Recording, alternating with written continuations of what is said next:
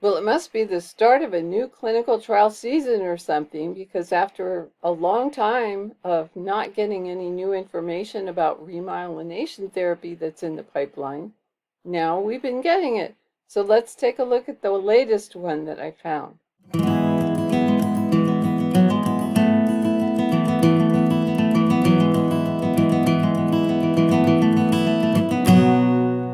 Hello and welcome to another episode of You and Me and Multiple Sclerosis. My name is Pam. I've been living with MS for 40 years.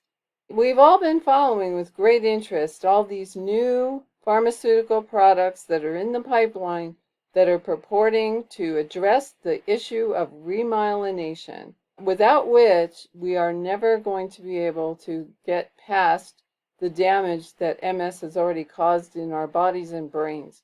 So far, none of them have made it as far as the doctor's office or the pharmacy, so we can't do much yet. But here's another one that I thought we might want to look at. Okay, here's the article. It was in Multiple Sclerosis News today on May 13th of 2025. It's called Quantum Biopharma to seek FDA OK for Phase 2 trial of Lucid MS.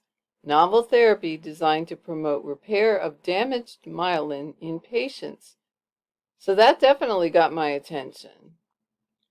We have been waiting for some remyelinating therapy to actually make it to the prime time, and this one is not, of course, going to be there tomorrow, but they seem pretty excited about it. So let's read more. Quantum Biopharma, which by the way is out of Canada, intends to ask the U.S. Food and Drug Administration this year for permission to start a Phase 2 clinical trial using Lucid 21302, its novel therapy for promoting myelin repair in people with multiple sclerosis. The company announced that it has completed dosing in a 90-day study testing the toxicity and pharmacological effects of Lucid 21302, also known as Lucid MS. Results from that study are intended to support an investigational new drug application, or IND, which is a formal request to the FDA seeking clearance to launch a clinical trial in the U.S. Quantum said it expects to submit the IND by the end of 2025. We are very pleased to have completed dosing in these toxicity studies, as this advances the Lucid 21302 drug development program. Reports from these studies will support an IND application, which we hope to submit before the end of the year. Andre Chruscinski, MD, PhD, Quantum Vice President of Scientific and Clinical Affairs, said in a company press release. Zishan Saeed, CEO of Quantum, added that by completing these toxicity studies, we are now closer to initiating a Phase 2 trial of Lucid 21302 in people with MS. And they say that dosing is now complete in toxicity study to support Phase 2 trial. MS is a chronic disorder marked by inflammation in the brain and spinal cord. This inflammation causes damage to the myelin sheath, a fatty covering that wraps around nerve fibers, protecting nerves and helping them to send electrical signals. In MS, damage to myelin disrupts normal nerve signaling, which ultimately leads to disease symptoms. While many treatments for MS have won FDA approval, and we've covered a lot of them on this channel, these therapies all work by inhibiting inflammation to reduce myelin damage. These medications have been proven to ease disease symptoms, but to date no therapy has ever been shown to help promote myelin repair, although I will say many of them are looking to do exactly that, and they are in various stages of clinical trial along with this. Theoretically, treatments to facilitate myelin repair could help to reverse the damage done by MS, not just slow the disease's progression. Lucid MS, they say, is a novel chemical entity that has demonstrated in preclinical models to prevent and reverse myelin degradation, according to Quantum's website. The therapy specifically works by blocking the activity of peptidylarginine deaminases, or PADs, which are proteins that help to control myelin structure and have been shown to be overactive in MS. Now that is, I think, the first time I've ever heard of PADs, so this may be a little bit of a different mechanism by which this particular drug formulation is expected to work. We are excited about the potential of Lucid 21302 as a new first-in-class treatment for multiple sclerosis, Saeed said. Quantum did not provide any details about the design of the planned phase 2 trial of Lucid 21302 in MS. According to the company, the toxicity studies were conducted to support the planned IND filing with the FDA. So that's where that one stands, according to this article. Well, that was pretty interesting, but we can ramp up the enthusiasm a little bit. I'm going to play you a video that is put out by the investment company Agoracom IR. And they have invested in this new promising development that we've just been hearing about.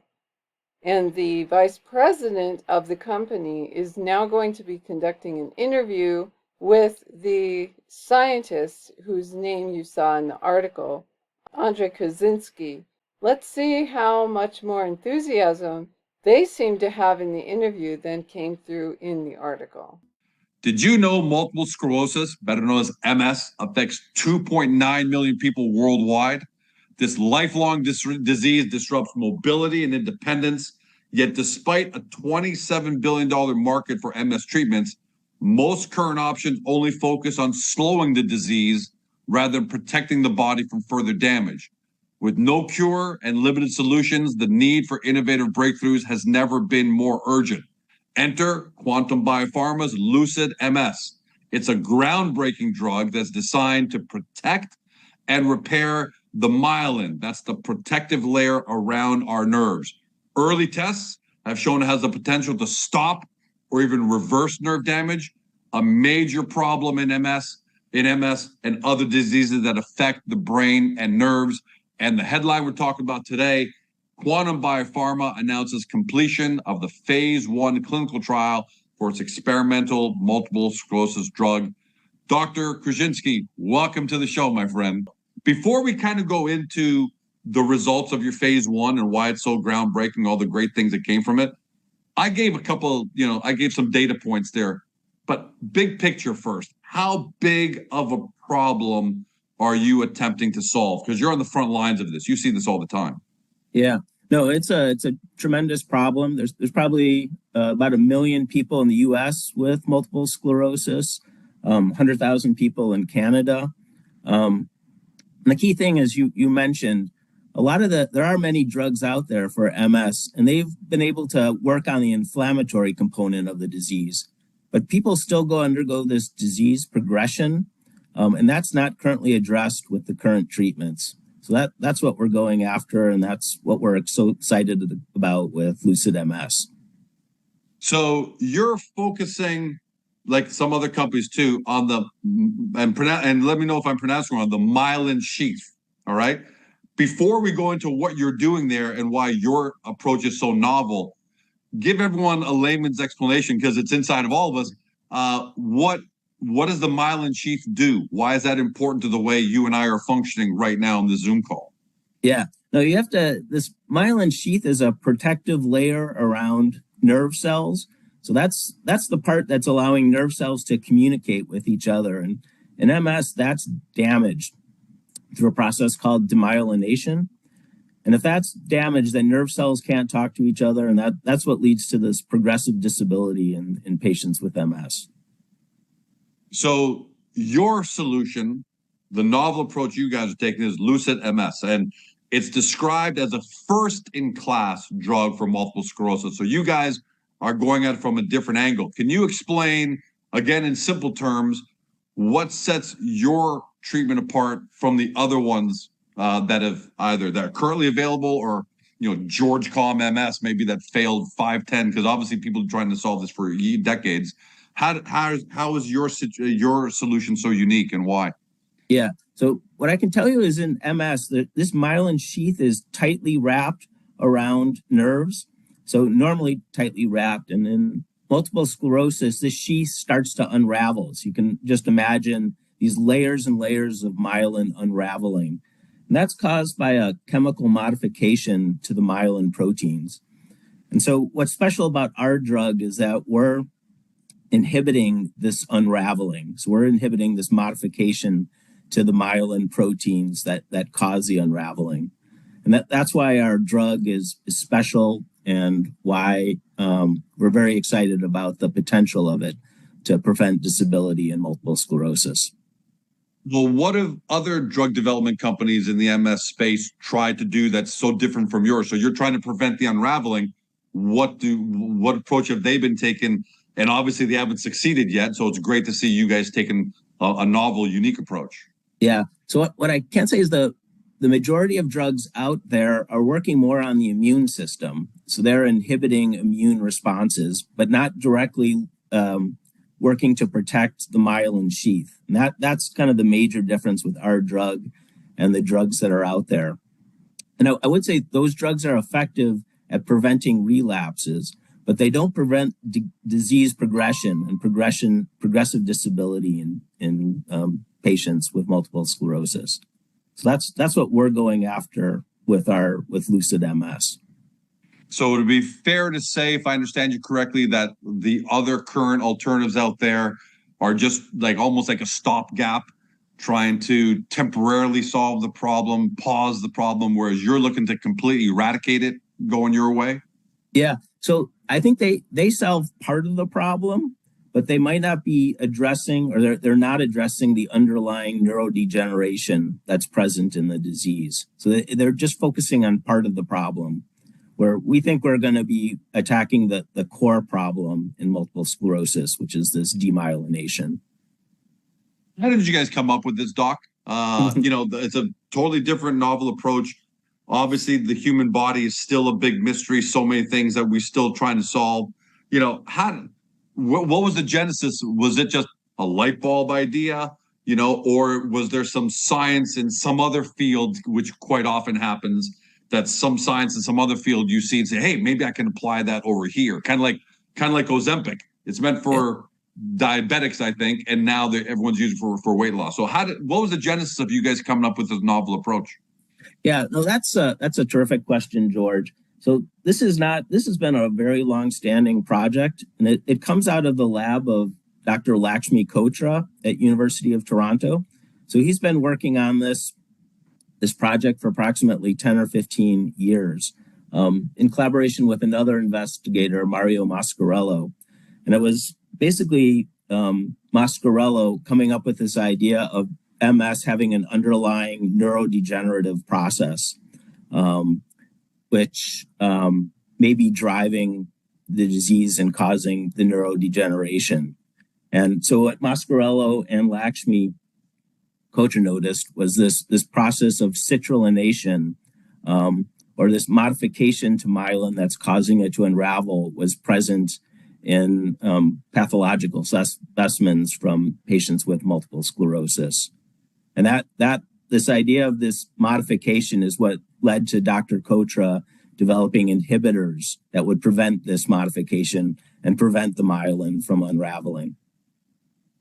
Well, first of all, we all wish him Godspeed, not just as investors, but as humans, we'd love nothing more than for this problem to get solved. So let's talk about your results now, because at the end of the day, you're in that same pathway as everybody else, and now hopefully you're going to break through. Your phase 1 trial was completed with no safety concerns, right? So that's part of phase 1, but a lot of people are not familiar with phase 1, phase 2, phase 3 development of drug. How important is it for any drug development company to get through the no safety concerns part of the phase 1 first?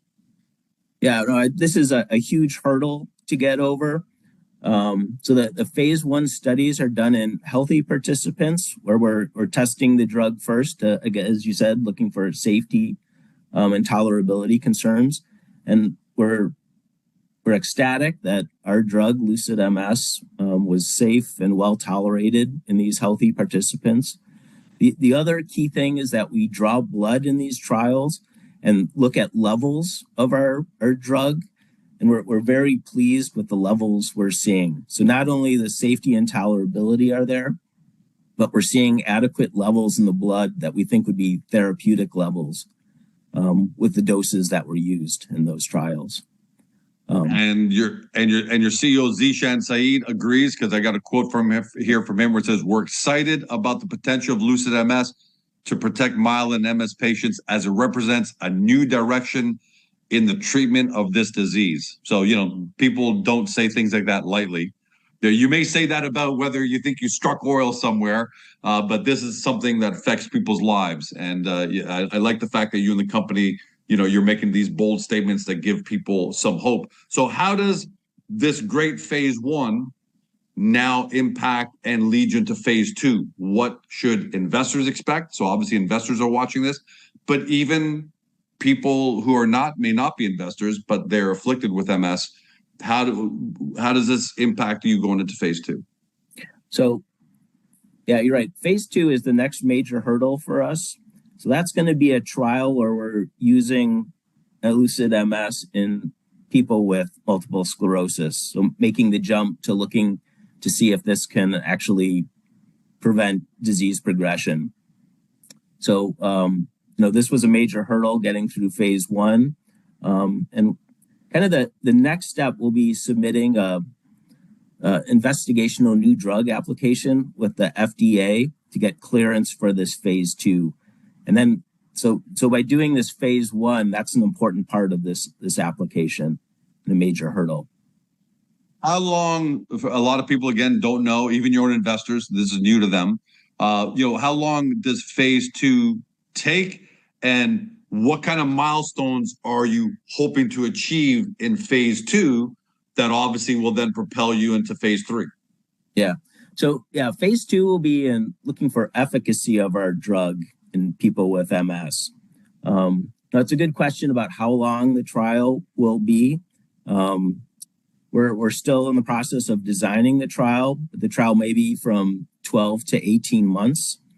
And what we would be looking at is MRI markers to show that our drug is in fact preventing this unraveling of myelin and is protecting myelin. We'd also be looking at the people themselves to make sure that see if they're feeling better or not deteriorating. So there'd be both MRI measures and clinical measures in the trial. How many people would be involved in phase 2? So how big of a phase is this? Yeah, that's something we're still deciding. It could be a trial up to 60 people, 60 to 80 people. Of course, this would be a placebo-controlled trial. So half of the participants would be on placebo, and then half would be receiving our drug. Of course. And we'd be comparing results with. So when you say 60 participants, Doc, do you mean 60 in total, 30 on placebo, 30 on the phase 2, or is that 120 in total with 60 actually being tested with the actual phase 2 drug? We're thinking more about 60 people in total right now, so it'd be 30 and 30. But again, that's still that's not set in stone at this point. We're still but at least it gives a general idea, because a lot of people at home might be thinking, oh, you're going to test this on 1,000 people, or you're going to test it on 10. I remember when I first started figuring, I just assumed, oh wow, they probably test this on 1,000 people if they want to try and help 3 million, right? But you find out at the end of the day, it's usually this is the number, 50 to 150. This would be kind of the ballpark for a normal phase 2 trial in multiple sclerosis. And then you're right, a phase 3 trial would be thousands of people. Ballpark, are you able to give us a ballpark of when you'd expect it to be designed out and ready to go? And again, I'm not asking you for a specific date, but a lot of us at home don't know how long it takes to design something like this. Is this a couple of weeks? Is this a couple of months? What ballpark, if you can give us a general idea? So I think what I could mention is that we're planning to submit this IND application to the FDA at the end of this year, so Q4 2025, and then hoping, with the blessing of the FDA, start the phase 2 trial in Q1 2026. That would be kind of what we would be shooting for. And what I could just mention right now is that we're obviously planning for the phase 2 now, so getting experts together, starting to write drafts of the protocol. So it's a long process getting the protocol together, but that would be submitted to the FDA as part of the IND application. And again, that would be Q4 2025. Because you're applying to the FDA. And by the way, just so people at home know, and correct me if I'm wrong, but you could apply to the Canadian regulators, European regulators, FDA. Most people go for FDA because if you get approved there, then it becomes almost universal, correct? So that's why you're applying to the US FDA. Exactly. Yeah. There would be the key regulatory agency. And is that where the testing would take place, doctor? With the patients, would they be American, or could you still do them in Toronto? Because you mentioned earlier that the Genesis came out of Toronto. Could you still do the test here? Yeah, I think it's a great Canadian story. Yeah. Just because the molecule was developed here, so it would be terrific to do part of the phase 2 here. So it's possible. The location for the trial hasn't been set, but it's possible it could be in several different countries. I mean, it would be terrific since it was discovered and developed in Canada, that Canadian people with MS in Canada could also be part of the trial. Now, obviously, you still have to go through phase 2 and phase 3, but and we don't know until you get through. You don't know, so I want to make sure that's clear for everyone watching or listening at home. But what's your level of confidence at this stage? Is it still too early? Is it a case of, hey, we think we got something here, but we don't know? Or are you more a case of, we're pretty sure we've got something and we just want to confirm it? What level of confidence do you have that you ultimately will prevail through phase 2 and then, God willing, through phase 3? Yeah, no, that's another good question. I would say, we're very excited about the potential of this molecule and the preclinical animal models of multiple sclerosis. There were fantastic results. So we're very excited about the opportunities and the potential efficacy that we'll see in people. I think that's about all I can say at this time. We're really hoping that this could be the major breakthrough that we think it can be. And last question for you. I know, obviously, all you doctors, especially all of you working on something like MS and things like that, I'm sure you all collaborate together. You talk to each other, see each other at conferences and things like that. What's been the general feedback? Just again, this is more anecdotal, but from other doctors, scientists, people in the space who have looked at your novel approach. What's kind of been the early feedback and reaction, if any? Yeah, no. So we have presented at American and European conferences. So there's a conference called ACTRIMS in the U.S. and there's a European conference called ECTRIMS. These are MS conferences where there's thousands of world experts. So we've presented posters there. We've gotten very favorable reviews and excitement about our molecule. This gets back to this idea of the major drugs out there are working on the immune system, trying to block the immune system, but they don't work on neurodegeneration. And so to have a molecule that can impact that component is very exciting for the clinicians out there and researchers. So I'd say we've had tremendous feedback and excitement about our molecule at these conferences. Well, and I'm sure I speak on behalf of everyone who's watching, listening to this, as investors in the company, we wish you great success, because obviously as investors, you want to see a great return on your investment. But I think it's fair to say also as humans, and especially for those who are watching or listening who are also afflicted with MS, we really wish you great success, Doc. And thanks for coming on to talk about this phase. Yeah, very excited to be part of this. For me, it's just personally very also exciting to be, developing a molecule that could make such a big difference for so many people with multiple sclerosis. I was actually at when the first drug was given to people in the phase 1. This was the first time the drug was given. I was there, and so that was really cool to be part of that. And then, now as we get into phase 2 and we're treating people, to be part of that, I'm very excited and hoping for the best for this molecule. Yeah, and we agree, and it's great to see the excitement in your face and your voice. That's awesome, and can't wait to have you back on in the future, sir. Sounds great. Sounds great. Okay, well, if enthusiasm alone is going to get you to the finish line, I think they might get there. But I don't know. It's a long way to go. And if they're only now just applying to begin the phase 2 trial, which is looking at efficacy, does it actually work? We still, I think, are nowhere near getting over the hump. Now, it's wonderful that phase 1 demonstrated the safety, and that is always the most important thing. You don't want to put anything in your body that might not be safe. But they seem to have jumped all those hurdles with flying colors, so I'm happy about that. But we still need to know, is it really going to do any good for people? And again, which people?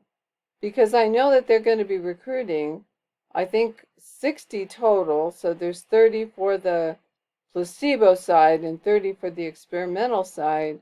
And I don't know anything about dosage or what the regimen's going to be. I think it's too early. They may not even have made those decisions yet.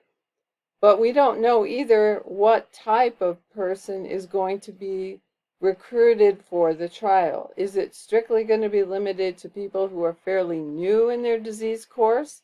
Or will they be looking at whether this helps at all for people who've had MS for a while and have had some damage?